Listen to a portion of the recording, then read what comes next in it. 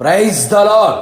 పునరుత్థానుడైన క్రీస్తు యేసు నామములో మీ అందరికీ పునరుత్థానపు శక్తి, బలము, శుభము ఎల్లవేళలా కలుగునుగాక, మీతో ఉండునుగాక. ఈ దినపు యేసయ్య జీవపు మాట 48వ కీర్తన 9వ చరణం. దేవా, మేము నీ ఆలయమందు నీ కృపను ధ్యానించితిమి.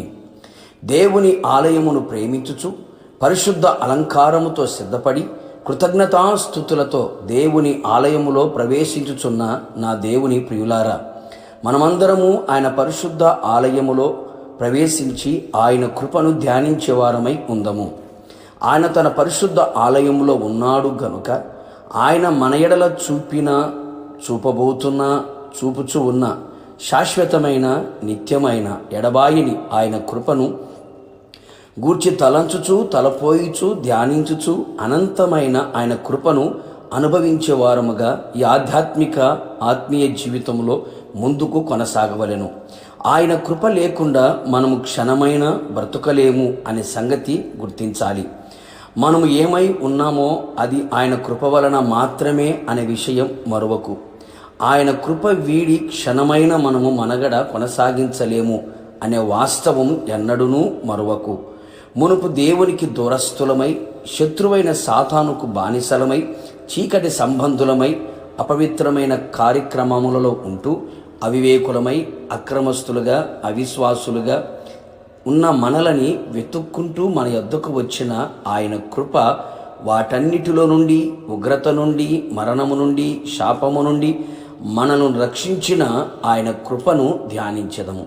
ఈ ఆత్మీయ యాత్రలో పలు విధములైన పరిస్థితుల ప్రభావం వలన, వయస్సు వరబడి వలన, తెలిసి తెలియక జరుగుచున్న దేవునికి విరోధమైన కార్యముల చేత అడుగులు జారిపోవచ్చు ఉండగా, మన అడుగులను క్రీస్తు సరళతలో, పరిశుద్ధతలో నిలిపిన ఆయన కృపను ధ్యానించదము.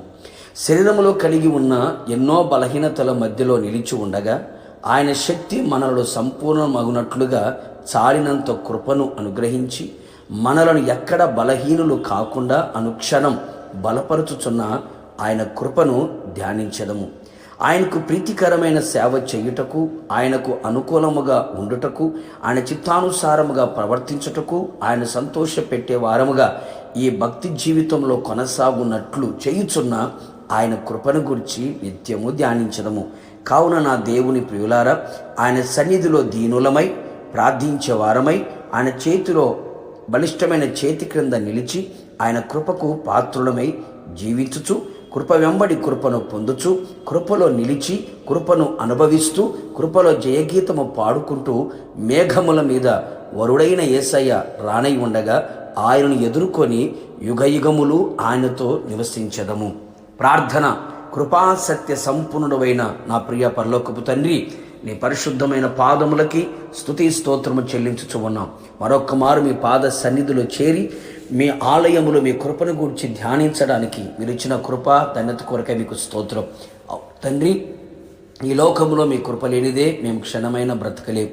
ఈ రోజున ఈ స్థితిలో నిలబెట్టింది మీ కృప మాత్రమే అని గుర్తిరిగి అనుక్షణం, ప్రతిక్షణం, క్షణక్షణం మీ కృపను గురించి ధ్యానించుచు, కృపలో జయగీతము పాడుకుంటూ, మీ కృపలో నిలిచిన వారమై, మీ కృపలో స్థిరపరచబడిన వారమై, మీ రాకడ సిద్ధపడినట్లుగా తగిన కృపని, అభిషేకాన్ని అనుగ్రహించి మహిమ పొందమని యేసు నామములో అడిగి పొందుకున్నాము తండ్రి, ఆమెన్.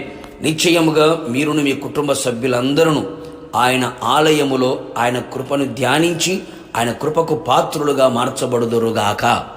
God bless you.